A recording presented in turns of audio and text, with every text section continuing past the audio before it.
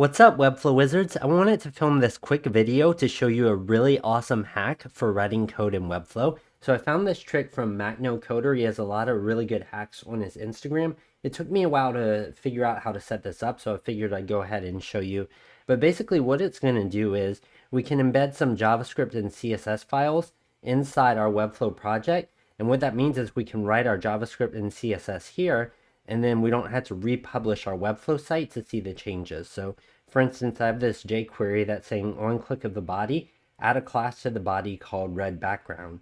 And inside my CSS, I can go ahead and create that class of red background.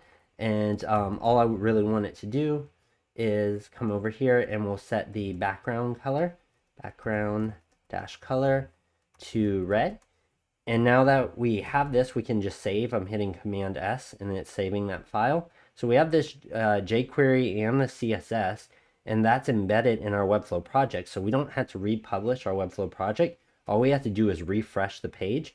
And now if I click anywhere on the body, it changes the body background color to red, which is really hideous. But you get the point. You can really easily update this jQuery, update the CSS, and it's updating on your Webflow project without having to republish. So let me go ahead and show you how to set that up. If you go to codesandbox.io and create a free account, then just go ahead and click this new sandbox icon and click a static project. That's all we want there. And then once we have that set up, it's just going to come with basic HTML, but we can create a JavaScript and CSS file by hitting this new file icon. We can title it whatever we want. In this case, I'll title it script, but it has to end with .js so it knows it's a JavaScript file. And you'll see that little JS icon there if you did it correctly.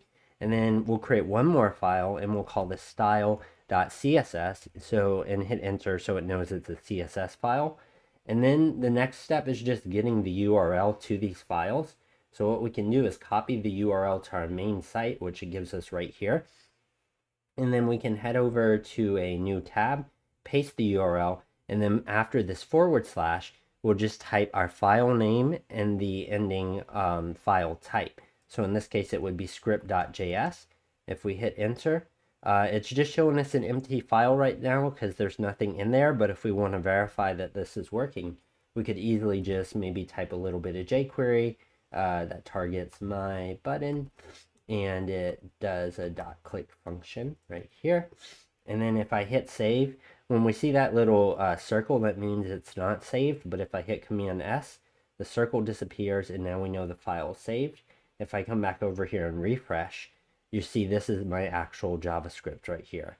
So I can copy the URL to that JavaScript, head to my closing body tag section of my page, and then I'm going to type an opening script tag, src equals, and then the open quote, paste the URL, close the quote, and then create the closing script tag just like that. That's just how we can embed our own JavaScript file.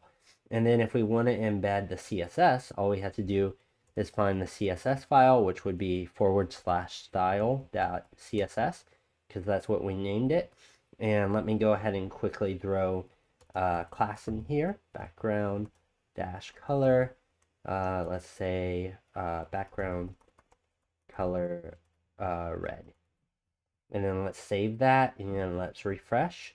And now that CSS is in here. So we just need to embed the CSS file. We could call it CSS. If we just Google a CSS link, this is the link tag right there to reference the CSS file. We can copy that, paste it under our JavaScript, and get the URL to our CSS file here. And then just paste it inside this href tag right there. And then we can save and we can publish. We only have to publish this one time, and now every time we head over to this page after it publishes, we'll notice that it has those CSS files in it. So for instance, if I come back over here and instead of targeting a class, I just target the whole body and change its background color to white, and then I save this and come back over here and refresh, what you'll notice is now the body background color is completely white. All the JavaScript, all the CSS is being synced up from here. So usually the way that I typically do this workflow is I'll leave this while I'm working on the project, and I'll use this to write out my JavaScript. If I need to quickly add a class that I want to affect, I can add it here. And then when I'm done, what I'll do is copy all this JavaScript code and all the CSS and bring it back over here to the live project and sort of delete this embed. So I'm really just using these files whenever I'm working on the actual project as a way to quickly update without having to republish the entire site. But I'd like to see how you use it. And just let me know if you find this helpful in the comments of the video. I hope you do, and I'll catch you in the next one. Goodbye.